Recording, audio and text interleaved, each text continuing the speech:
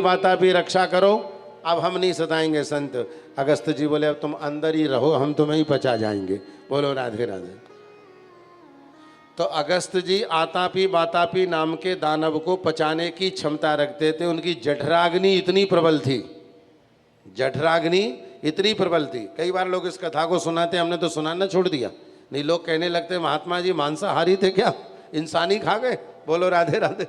हाँ, अरे भाई मांसाहारी नहीं थे, लेकिन वो दुनिया के संतों को खाते थे और संतों को भजन करने से रोकते थे, इसलिए अगस्त जी ने उनको समाप्त किया है।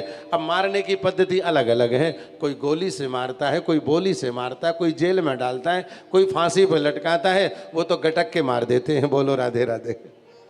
अपनी अपनी पद्धति है, इसका मतलब वो मांसाहारी नहीं है।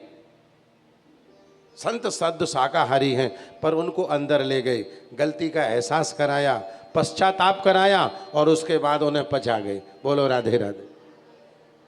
आतापि भक्षितो येन बातापि च निपातिता, ये मंत्र है, सुन लो। ज्यादा भोजन कर लो तो जब मंत्र पढ़ के पेट पे हाथ घुमाए दो, सब भोजन पच जाएगा। हाँ, मतलब की चीज है। आतापि भक्षितो येन बातापि च निपातिता समुद्र शोषितो येन समे गत्स्य प्रसीदत। लेकिन ऐसा भी नहीं है कि एक बार मंत्र पढ़ लो और हाथ घुमा दो, इसको सिद्ध करना पड़ता है, पहले पुरस्चरण करना पड़ेगा इस मंत्र का। हाँ, 1,00,000-2,00,000 इस मंत्र का जाप करना पड़ेगा, फिर वो सिद्ध होगा और सिद्ध के बाद फल देगा। और हम क्या सोचते हैं, एक बार पढ़ो फल मिल जाए। बोलो राधे राधे। नेक जोर से राधे राधे तो बोल दो। हाँ, तो अगस्त जी ने ब्रज रक्षा के लिए पूरा पानी पीते गए। 3 दिन बीत गए, 24 घंटे बाद बारिश होते हुए। ब्रजवासियों ने कहा कान्हा तुम थक गए होगे, हाथ नीचे कर लो। कन्हैया बोले मैंने हाथ नीचे किया तो पहाड़ नीचे आ जाएगा। तो श्री दामा बोले क्या पहाड़ तैने उठा रहा कोई।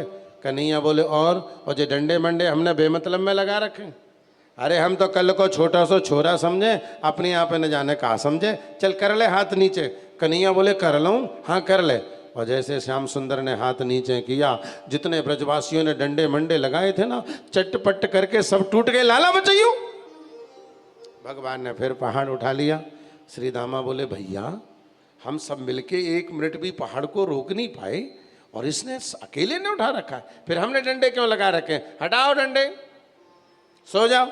सारे ब्रजवासियों ने डंडे हटाए, अकेले श्याम सुंदर ने पहाड़ उठाए रखा। मैया घबराई, छोटो सो लाला, नरम सी कलाई, अगर मुड़ गई तो हाथ टूट जाए। माँ तो माँ होती है, बच्चा कितना बड़ा पहलवान बन जाए, बच्चा कितना बड़ा योद्धा हो जाए, लेकिन माँ की नज़रों में तो बोलो ना कमजोरी रहेगा, बच्चा ही रहेगा, हिम्मत नहीं है, बेचारा खाता पीता नहीं है। एक अच्छा हट्टा कट्टा बच्चा था, माँ कह रही महाराज जी ये खाता कुछ नहीं है, कमज़ोर होते जा रहा। मैंने कहा धन्य हो माँ, ये माँ कह सकती है और कोई नहीं कह सकता। हट्टा कट्टा पहलवान बन रहा है महाराज, कपड़े छोटे पड़ रहे हैं, माँ कह रही है कमज़ोर हो रहा है। कि माँ को कभी अपना बच्चा पहलवान नहीं लगता, माँ को कभी अपना बच्चा मोटा नहीं लगता, माँ को कभी बच्चा भारी नहीं लगता। एक दिन बच्चे को माँ बाप भारी लग जाते हैं, पर माँ को कभी बच्चा भारी नहीं लगता। अगर बच्चा गलती भी कर दे तो भी माँ उसी का पक्ष लेगी, कभी नहीं सोच सकती कि मैं अपने बच्चे में दोष देखूं। अरे गलती से उसने करवा दिया होगा, मेरा बच्चा तो करता ही नहीं है, जबरदस्ती पिला दी होगी, वो तो पीता ही नहीं है, क्योंकि माँ है ना।